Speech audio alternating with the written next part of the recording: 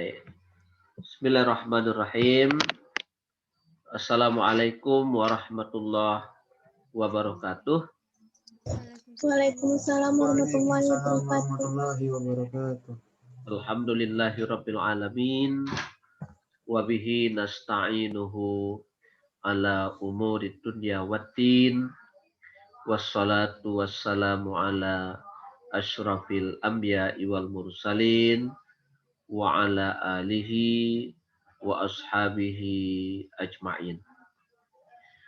Asyhadu an la ilaha illallah wahdahu la syarikalah wa asyhadu anna Muhammadan abduhu wa rasuluh allazi la nabiyya ba'dah.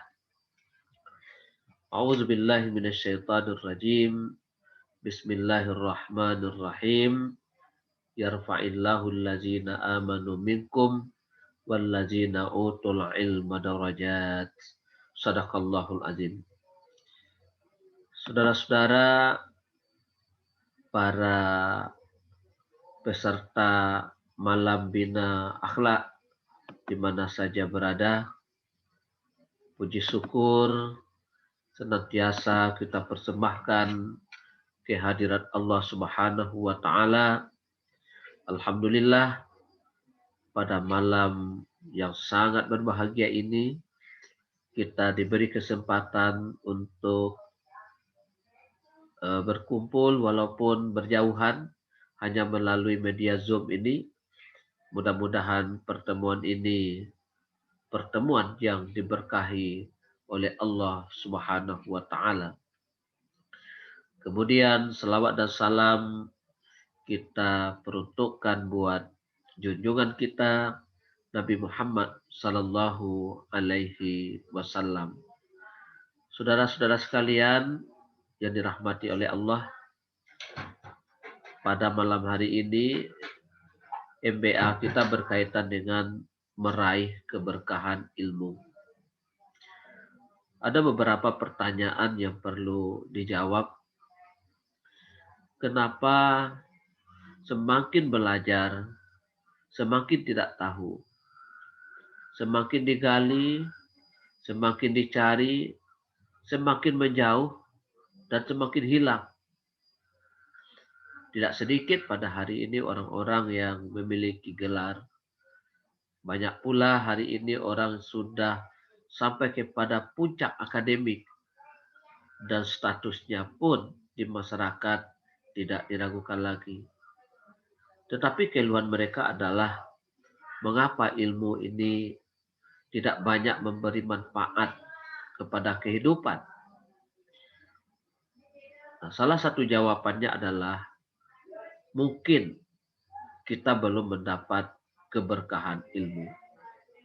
Nah, kalau begitu malam ini kita coba untuk memikirkan, berbagi, dan mencarikan solusi bagaimana agar kita mendapatkan keberkahan ilmu. Mari kita mulai dengan membaca Bismillahirrahmanirrahim. Dan kita coba mulai untuk memahami topik berkaitan dengan keberkahan ilmu. Saudara-saudara sekalian, di layar kaca Anda, di layar kaca kita semua, ada sebuah doa. Doa ini bagus untuk kita baca dan silakan disimak doa yang saya peroleh dari guru saya, Bapak Profesor Dr. Muhbib dari Sarif Hidayatullah, Jakarta. Doa ini beliau peroleh dari guru beliau juga. Diajarkan kepada saya dan terusnya saya akan ajarkan kepada orang-orang yang memerlukan doa ini. Allahumma akhrijna minaz zulumatil wahmi. Ya Allah, keluarkanlah kami ini dari berbagai kegelapan dan ketidakpahaman, kewahaman. Wa akrimna binuril fahmi. dan muliakanlah kami dengan cahaya kepahaman. Waftah alaina bima'rifatil ilmi, dan bukakan bagi kami pengertian akan ilmu. Wahassin akhlaqana bisabri wal hilmi, dan hiasilah akhlak kami dengan kesabaran dan kelapangan dada. Wa barik lana fi hayatina bisilaturrahmi, berkahilah kehidupan kami dengan silaturahmi. Wa nawwir qulubana, dan terangilah hati kami. Wa mustaqbalana, dan buatlah kami mampu untuk menerima bil ahkami wal hikam, dengan ketetapan dan ketentuan yang berlaku. Innaka anta rabbuna, sesungguhnya engkau ya Allah Tuhan kami, ya zal jalali wal ikram, ya Allah yang maha agung lagi maha mulia. Inilah doa yang menjadi bahagian yang perlu kita lestarikan, kita biasakan sebelum belajar. Saudara sekalian, kalau kita mencoba untuk membahas hakikat ilmu, bahwa yang pertama itu adalah al-ilmu sifat minas sifatillah. Ilmu itu merupakan sifat dari sifat Allah. Sifat Allah yang mana? Allah itu alim. Allah itu hakim. Allah itu maha mengetahui. Dan Allah itu maha bijaksana. Maka ilmu itu adalah milik dari Allah yang maha alim. Nah, karena itu kalau kita lihat kata-kata ilmu dari alima, maka hurufnya ada 3. Pertama ain, yang kedua lam, ketiga mim. Menurut para sufi, bagi mereka kata-kata ini memiliki energi. Ain itu dimaknai dengan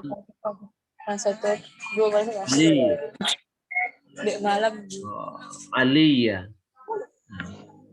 Ya itu bisa kita artikan juga dengan tinggi, ya, dengan tinggi, dengan agung, tinggi ya. Maka para ilmuwan itu, orang yang berilmu itu makamnya tinggi, aliyin. Nah, jadi orang yang berilmu itu tinggi derajatnya di sisi Allah. Yang kedua, lam. Lam itu adalah latifun. Latif. Latifun itu diartikan dengan lemah lembut. Maka orang berilmu itu halus budinya. Jadi semakin berilmu, semakin berbudi luhur. Semakin berilmu, semakin menjadi orang yang santun dalam kehidupan. Kemudian mimnya malik mulk, malikul mulk, berkuasa. Maka kehidupan ini dapat dikuasai oleh orang-orang yang berilmu. Hanya orang-orang yang berilmulah yang dapat menguasai kehidupan ini. Karena itu saudara-saudara sekalian, wajar kalau Rasulullah Shallallahu Alaihi Wasallam bersabda, apa kata beliau? Kun aliman. Jadilah kamu orang yang alim. Jadilah kamu orang yang memiliki pengetahuan.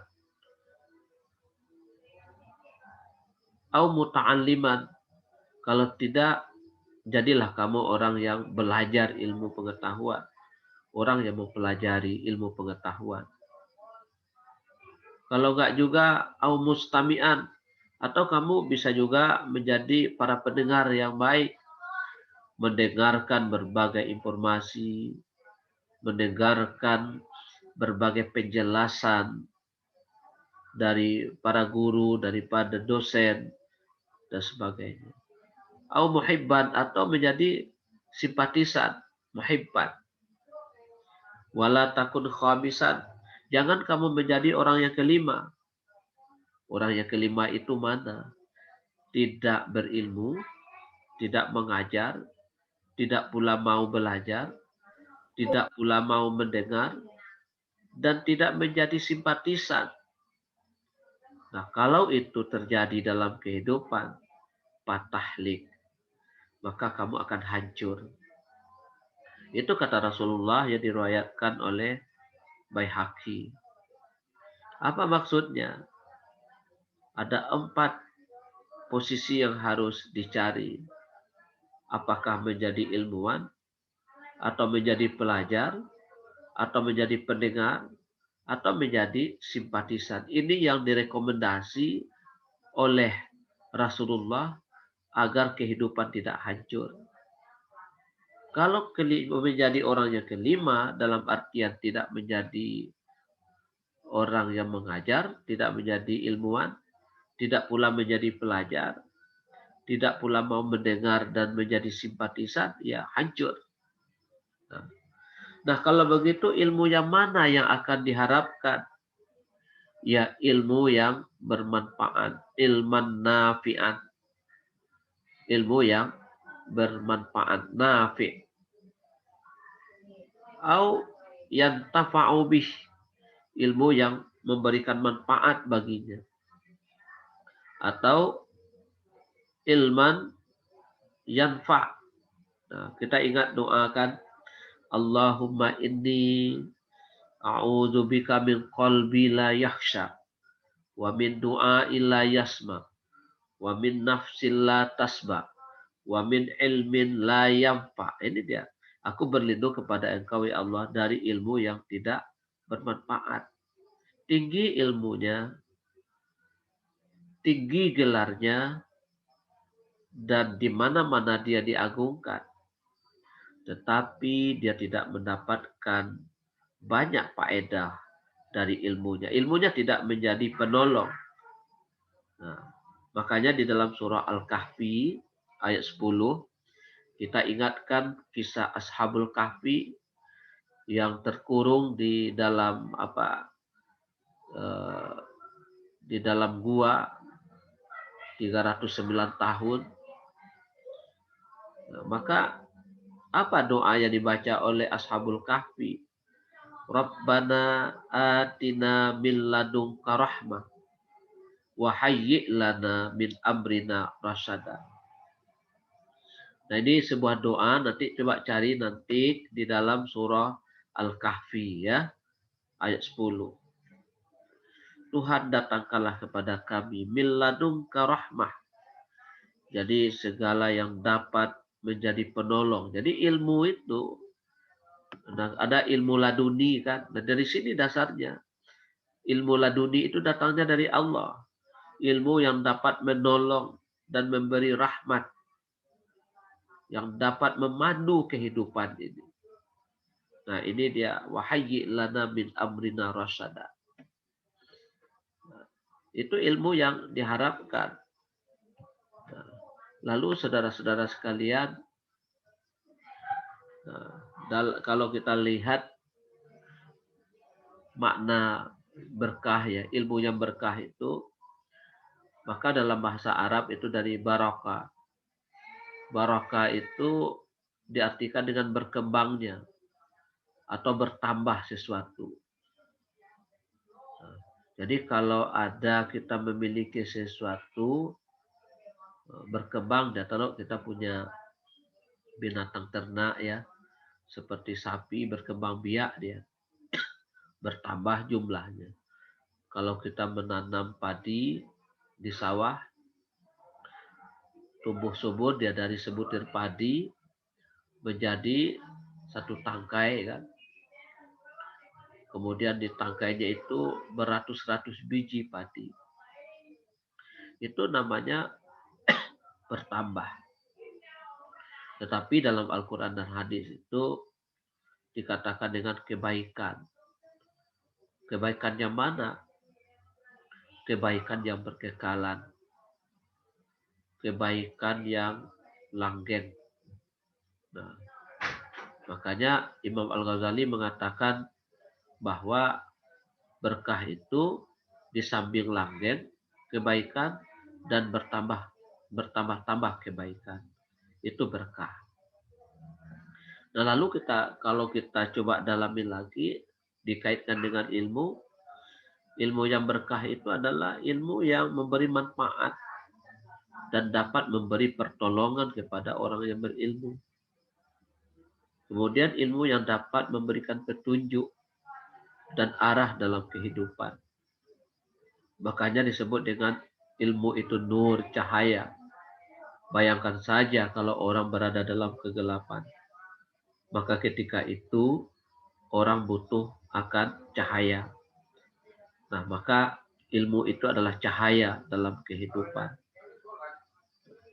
Dan dia ibarat seberkas sinar yang menerangi kehidupan. Nah, kemudian ilmu yang berkah itu apa? Ilmu yang menyadarkan akan hakikat kehambaan. Kita nggak ada punya ilmu. Maka semestinya semakin bertambah ilmu kita, semakin tinggi akhlak kita. Semakin bertambah pemahaman kita, semakin dekat kita kepada Allah yang maha pemberi ilmu. Ingatkan ketika malaikat ngomel ya, dalam tanda petik ya, dalam artian ketika Allah mencoba menyampaikan akan menciptakan malaikat, menciptakan Adam maksudnya, lalu para malaikat komplain, ya Allah, untuk apa kau ciptakan manusia yang pada akhirnya nanti akan merusak kehidupan ini, akan menumpahkan darah. Lalu apa kata Allah? Aku lebih tahu dari kamu, sementara kamu nggak mengetahui. Nah, setelah Adam diciptakan, disuruh semua makhluk sujud. Maka sujudlah semua makhluk kecuali iblis. Karena dia aba wastakbara, merasa dirinya cukup, merasa dirinya hebat. Dia angkuh, takabur dia kepada Allah. Maka dia diusir. Tetapi setelah Adam mengajarkan kepada para malaikat nama-nama, dari semua nama yang ada, lalu malaikat berdoa kepada Allah. Subhanaka la ilma lana illa ma 'allamtana innaka antal alimul hakim. Jadi mengaku bahwa tidak ada punya ilmu. Maha suci engkau ya Allah, tidak ada ilmu kami kecuali apa yang telah engkau berikan kepada kami. Nah, jadi semakin kita berilmu, semakin bertambah rasa tawaduk kita. Jadi orang yang seperti ini adalah orang yang mendapat berkah dari ilmunya. Kemudian orang yang memiliki keberkahan ilmu dapat memberi kehidupan bagi orang banyak. Dia nggak pernah takut kalau berbagi akan ilmu. Kenapa mereka tidak takut berbagi ilmu? Karena pada prinsipnya ilmu itu semakin dibagi, dia akan semakin bertambah. Ibaratkan kita menggali sumur. Ketika kita gali sumur itu, semakin kita dalami sampai menemukan tanda-tanda mata air. Kita gali terus sampai mengalir mata air. Ketika mata air sudah mulai mengalir, berdatanganlah orang-orang dari mana-mana berduyun-duyun untuk ingin mendapatkan air yang sudah kita gali itu. Jangan takut, bagi saja. Bagi, siapa yang meminta dikasih. Semakin dia dibagi, semakin dia dikasih, maka dia akan semakin jernih, bertambah dan bertambah. Nah, inilah prinsip dalam berilmu itu. Ilmu yang berkah, ilmu yang memberi banyak kehidupan dan penghidupan kepada orang lain. Nah, lalu saudara-saudara sekalian, tentu kita berpikir caranya bagaimana, prosesnya bagaimana. Caranya adalah dengan menempuh jalan orang-orang yang telah diberkahi ilmunya oleh Allah. Siapa orang yang diberkahi oleh Allah? Orang-orang yang mendapat petunjuk. Siapa orang yang mendapat petunjuk oleh Allah? Nah ini, di dalam surah Yasin ayat 21 Allah katakan, ittabi'u man la yas'alukum ajra wa hum muhtadun. Ikutilah olehmu orang yang tidak meminta upah kepadamu, tidak minta imbalan kepadamu, dan mereka itulah orang yang mendapat petunjuk. Apa maksudnya? Keikhlasan. Jadi para ilmuwan itu yang pantas kita ikuti dan kita jadikan sebagai panutan dan guru adalah orang yang tidak minta upah, yang tidak memperjualbelikan ilmu itu, orang yang tidak memperjualbelikan ilmu. Maka orang-orang yang ikhlas karena ilmu itu datangnya dari Allah. Nah, maka dia tidak mau menutup-nutupi ketika ditanya oleh orang lain. Maka dia akan jelaskan apa yang dia tahu. Ikutilah olehmu orang yang tidak minta upah kepadamu, tidak minta ajuran, imbalan kepadamu. Dan orang itulah orang yang akan mendapat petunjuk dari Allah. Nah kemudian kita harus punya wasilah. Mana dalilnya wasilah? Ya ayyuhallazina amanu ittaqullaha wabtaghu ilaihi wasilata wajahidu fi sabilillah la'allakum tuflihun. Wahai orang-orang yang beriman, bertakwalah kamu kepada Allah dan carilah olehmu kedekatan kepada Allah itu ilaihi wasilah dengan menempuh jalan. Nah, carilah jalan-jalan yang dapat mendekatkan diri kepada Allah itu dan berjuanglah di jalan Allah. Mudah-mudahan kamu memperoleh kemenangan. Nah, harus ada wasilah. Nah, lalu wasilah itu apa? Nah, inilah yang macam-macam penjelasan orang tentang wasilah itu. Dan insya Allah nanti di sesi kedua kita coba dalami. Jadi wasilah itu menurut Ibnu Abbas itu adalah peribadatan yang dapat mendekatkan diri kepada Allah. Wasilah, jalan. Ya, jadi jalan dalam bentuk amaliyah. Jadi kalau ingin mendapatkan ilmu ya maka kita harus belajar dengan sungguh-sungguh. Mengikuti bagaimana cara orang-orang terdahulu mendapatkan ilmu dan mengembangkan ilmunya dalam rangka mendekatkan diri kepada Allah. Nah, mendekatkan diri kepada Allah itu menurut Ibnu Katsir itu berkaitan dengan mentaati ajarannya dan mengamalkan hal-hal yang diridhai oleh Allah Subhanahu wa taala. Nah, lalu saudara sekalian dia berkembang dalam ilmu-ilmu laduni seperti kita singgung di awal itu. Maka wasilah itu dimaknai dengan jalan yang ditempuh, cara-cara yang ditempuh, wasail, orang menyebutnya media. Wasilah itu juga bermakna bersanad. Kalau dalam hadis kita belajar an Abi Hurairah radhiyallahu anhu qol, annya itu dari mana? Annya itu sanad. Dia belajar tidak sendiri, ada orang yang mengajari. Nah, ada silsilah ilmiah amaliyahnya. Jadi kalau kita belajar itu harus berguru, mengikuti jalan yang pernah ditempuh oleh guru. Tidak mungkin kita sendiri. Inilah yang kita sebut dengan bersanad itu. Nah, akan tetapi yang belum banyak terjadi dalam kehidupan kita itu adalah belum berkahnya ilmu. Kenapa? Nah gini.